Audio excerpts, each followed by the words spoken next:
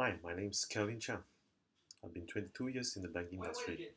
I'm not in the front office, but actually managing transformation projects for the sales bankers, for also compliance and for risk management to manage their platform and process more effective and efficient.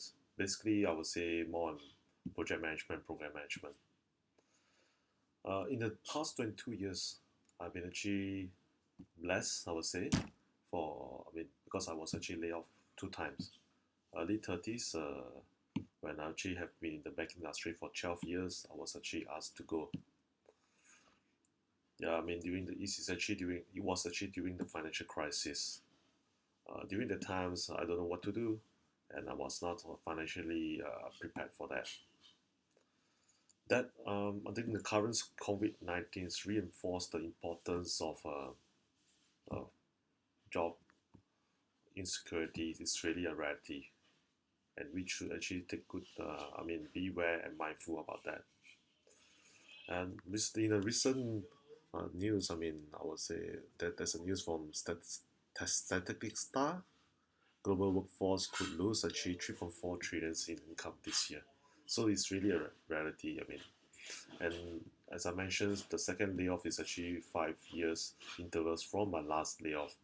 So you can see, the probability of getting laid off as you actually progress in the corporate ladders or in the days to come, in the next decade, I believe jobs insecurity will be a big problem, not for only me, but for everyone.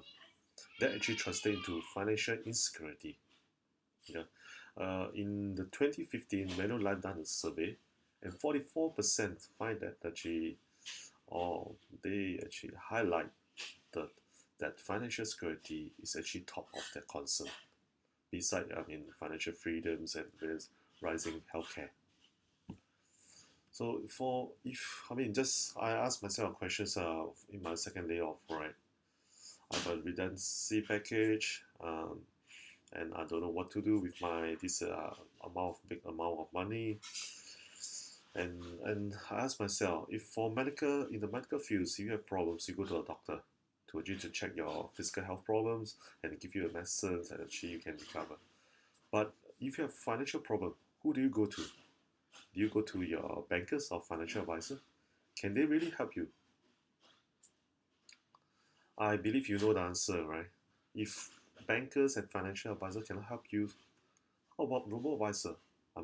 Now robo advisor is very common in the market. Everybody's talk about robo advisors, but do the robo advisors in the market actually help you look into assessing your financial health?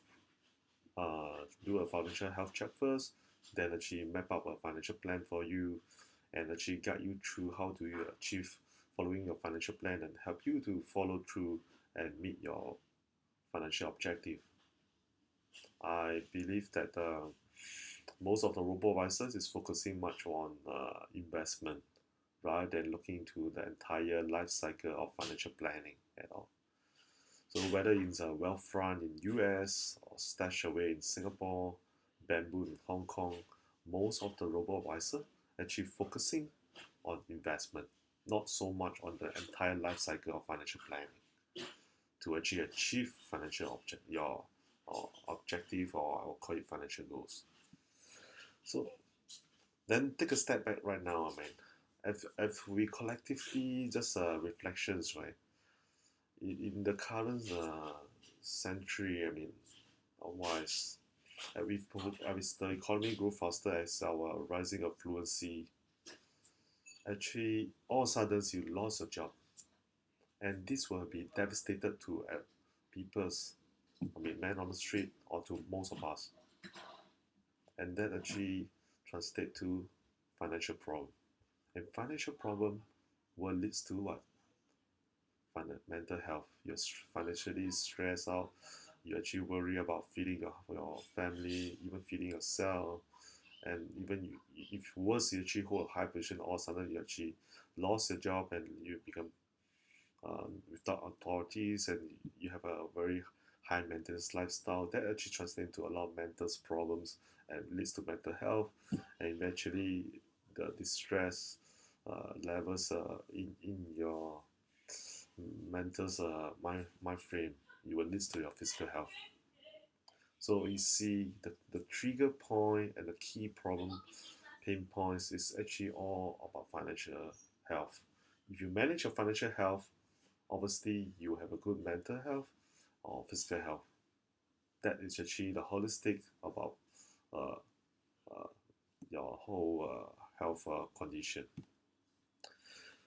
So with that, what sort of tools I actually translate these key problem statements into a product and services that I can potentially embark in the business.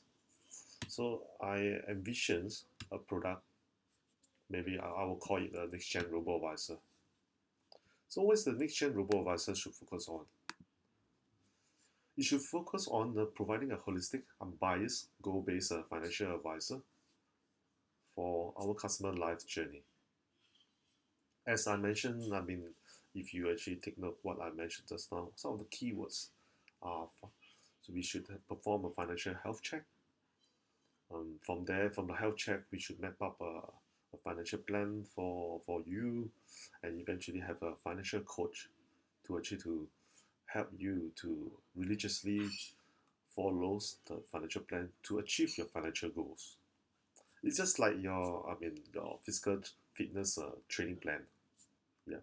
But first of all, before you want to actually embark on a fitness training plan, they will actually look into your current health condition, or they will perform a fitness health check. For example, they will look into your body mass index, they will look into your um, blood pressures, your current heartbeats, your fitness level. Basically, they will do a physical fitness health check first. From your fitness health check, they will map up or personalize, tailor-make a training plan for you, and will then assign a personal coach to guide you through your whole training plan, and eventually you will be able to seamlessly achieve your fitness goals or health goal. So this is actually quite similar from a financial planning perspective. So in my MVP, I will focus on three main features.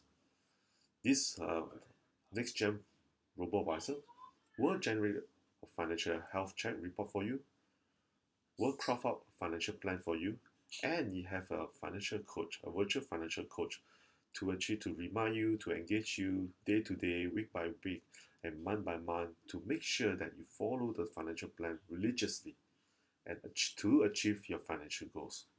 So these will be the three features I will focusing on the MVPs of this next gen's robo-advisor. And what segment should I focus on? I'll focus on mass affluent in the age bracket of 40 to 49 years old. I call this the midlife, in the midlife, I would say, segment. So why should, why am I focusing on this customer segment? Through my study and research, these customer segments is the segment that has the highest financial commitment, because they are in the midlife. Those with the family will need to support their kids. On the other hand, they also need to focus on supporting their parents. And those singles one, obviously, if they are more affluent, they have a lot. I mean, their lifestyles, hobbies, which actually commands a lot of high financial commitment too, right? Going for dining, going for spa, going for travels. That most of them actually will spend quite a fair bit of money, or I would say huge amounts of their salary into all these different areas to support their lifestyle. So I would say that this is the segment that's most vulnerable to jobs loss, and which translate to financial insecurity. That's why I will target this as my MVS. So my proposed solutions, as I mentioned, next gen robo advisor, focusing on financial health report, generating a financial plan, and virtual financial coach. And how do I actually target? What's the market opportunity we're looking at? It's a multi-million dollars opportunity. If I actually from a multi-million opportunities, I map it back to only focusing on mass affluent target segment in Singapore is about US 20 million, because currently there's about 1.5 million mass affluent populations in Singapore. Yeah, it's about 26% of Singapore population, which is 5 million. And if I charge them about $19.99 for each health report, that will translate into 20 millions. And I further drill down into the target market segment. You'll be at 5 million, and to embark for my pilot run, I will target on the beach head markets, which is translate to $2 million. But I think so $2 million should be realistic and achievable. That will set me the foundations to grow this business for the next gen with the next gen robo advisors product. So what will be my business model blueprint? Who will be my potential customer? Who will be my partners wise? I would say that just now I mentioned the first customer segment will be the mid-level mass affluent in the age bracket of 40 to 49 years old. The next potential customer segment will be independent financial advisor. Yeah, they can actually use this platform to serve their customer. Yeah. Currently, they are using Excel spreadsheet, and that is not a good tool to engage their customer.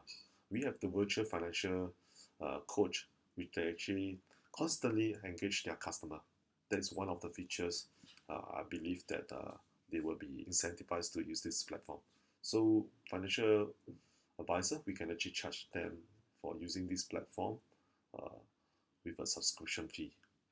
Next, the last step maybe probably we will target the bankers.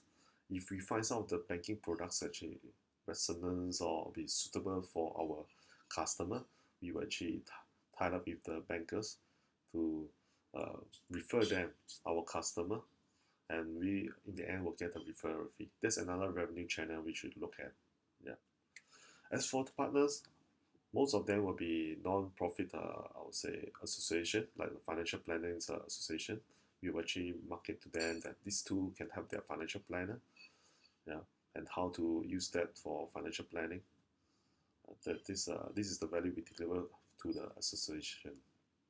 And local regulators, especially Monetary uh, Authority of Singapore, they actually looking into shifting the current bankers and financial advisor from the product focused commission based into holistic customer focus and fee based advisory. These two will help to achieve that visions. So I will tie up with local regulators to give public education, and that also use this tool to demonstrate how financial planning can be done for the public. So with that, I want to actually to reach out to more people to know about this platform or this product for their financial planning. As for as from the pension fund perspective, which is the another segment potentially can tie up, is the retirees or planning for retirement planning. Um, I can tie up with the government's pensions authority in Singapore. It's called the Central Pensions Fund uh, Agency. So I'll tie up with them, organize some uh, free seminars uh, to illustrate how do you how do people can DIY financial health check, financial planning. So this is also potential opportunity to expand my network effect and to expand my customer base using this next gen robo advisor as a platform. So and one more, potential partners is I would say that will be the payment services or the fintech such as GrabPay. Tied up with them, uh, from the tied up wise will be the value is that is additional or value added services to the customer, and the customer can track their their money spends on certain on their day-to-day spending. Yeah, because most of them, yeah, especially the younger generation, they are not so much into credit card. They are much more into embrace the fintech style of payments, store value payments like GrabPay. So if I tie up with GrabPay, this product will be able to monitor their day-to-day spending, and from there can help them link up to the financial plan and to achieve their financial goals. So I would say that those payment services, from a budgeting, from the daily spending wise, that will be a potential good area that we should tie up with. So these are the four partners I have identified to be my partners for this business model. As for the team wise, I would say that there would be I would say four different type of people or expertise that I would expect. First is a startup expertise. As I'm coming from corporates, I have the luxury of our resources, but for startup, it's a totally different ball game altogether. So I would like to have someone have a startup expertise to guide me through this whole startup journey.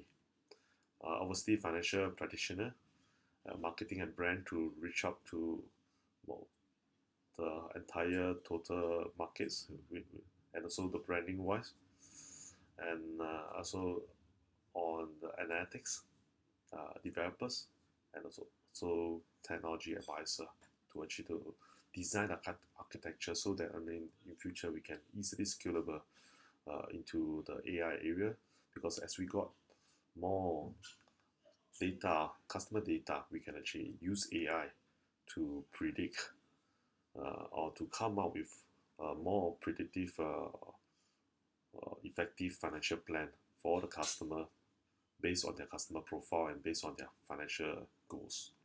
So AI is a big part, but first let's gather all the data to enable AI capabilities within this next-gen robo advisor. I would say that all these key expertise, I would like them to be equity partners, because I believe if you have equities in the business, you will automatically translate into a commitment. So I would like to welcome this expertise to join me this exciting journey to really realize the next gen robo advisor. So when is the good time to embark on this startup journey and to give birth to the next gen robo advisor? To answer this question, maybe we just take a step back and review through what is the trend in the market right now. Robo advisor is out there. There's many robo advisor, which means that you remove the obstacles of customer adoptions. They're more actually open to using robo advisor or digital tools to manage the finance. So many robo advisors is good, I would say. Second thing, with this COVID-19, it basically will be on our side. Why? Why is it so? Because it basically accelerated the digital transformation. More and more people embrace digital tools. They actually orders that they actually go into order their food or get online from Taobao, Alibaba, from eBay's, from Amazon's. So they are just very comfortable with these digital tools right now. And with this high digital literacy and more robo-advisor, this actually set us foundations for us to embark on this next gen robo-advisor. Rising affluent in the developed countries and in developing countries in Asia, like developed countries like Hong Kong, Singapore, the mass affluent population is rising. And in developing countries like China, Indonesia, and Vietnam, basically means that we have huge opportunity to tap on. And this is as underserved by banks. And that is actually a good news for us as a fintech. And a lot of people get laid off right now. So most of them get a layoff lump sum, and they don't know what to do with this lump sum. And together with this low interest rate, they are actually hunger or looking out for good, investments areas, and also know what to do with their idling cash. So with this next gen robo advisor, it should be able to map up a financial plan for them. And first, before we map out a financial plan, we do a health check together with their lump sum amount that they get from their layoff. So that's actually a good opportunity for us, and this is actually what we say is or say that we want to do right now. Yeah. So what is the good time to launch this business? I'll say that right now. Don't you agree with me? With that, I want to actually invite you to join me for these exciting and to help the world, especially the mass affluent one, to really come up with this tool to help with their to achieve their financial goal and to address their financial insecurity. And with that, basically, we will have less people to be mentally stressed out and have more, healthy bodies, healthy mind, and this will be a better world. Uh, okay, I think that's all for me. I hope that you can join me. Thank you very much. Thank you.